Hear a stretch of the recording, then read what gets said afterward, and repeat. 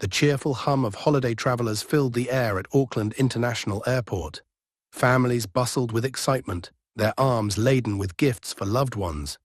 Among them was 29-year-old Emma Carter, a Canadian woman whose seemingly festive spirit blended seamlessly into the crowd.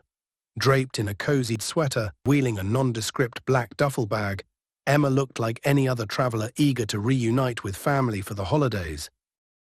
Yet, hidden behind her bright smile lay a dangerous secret. Emma's journey had begun 2 days earlier in Vancouver, Canada, where she'd boarded a flight to New Zealand. Her carry-on bag, neatly packed with brightly wrapped Christmas gifts, appeared unassuming to most.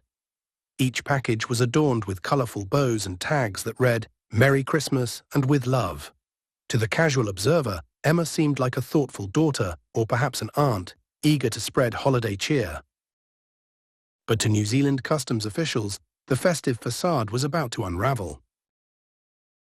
As Emma approached the customs checkpoint, the familiar sense of nervous anticipation tugged at her. She had rehearsed her story meticulously, a young woman visiting friends for a Christmas getaway. Her calm demeanor and casual chatter with the customs officer seemed to match the part. But seasoned customs agents are trained to spot the subtle signs: a hesitant glance, a slight tremor in the voice. "Ma'am, would you mind stepping aside for a moment?" the officer asked politely but firmly. Emma's heart sank. She knew the moment she feared had arrived. The customs agents carefully unzipped her duffel bag, revealing the stack of meticulously wrapped packages. "Christmas gifts for my family," Emma explained, her voice steady but her palms clammy. The officers began unwrapping one of the packages. Beneath the cheerful paper was not the dollhouse set or winter sweater it pretended to be, but a tightly sealed bag of white crystalline powder, methamphetamine. The officers exchanged knowing looks. "Ma'am, you're under arrest for attempting to import a Class A controlled drug," one said, his tone unyielding. Emma's facade crumbled as they cuffed her hands, her mind racing with regret. The weight of her choices bore down on her like a lead blanket. The discovery was staggering: 10.2 kilograms of methamphetamine concealed within the packages, with a street value of nearly 3.8 million New Zealand dollars.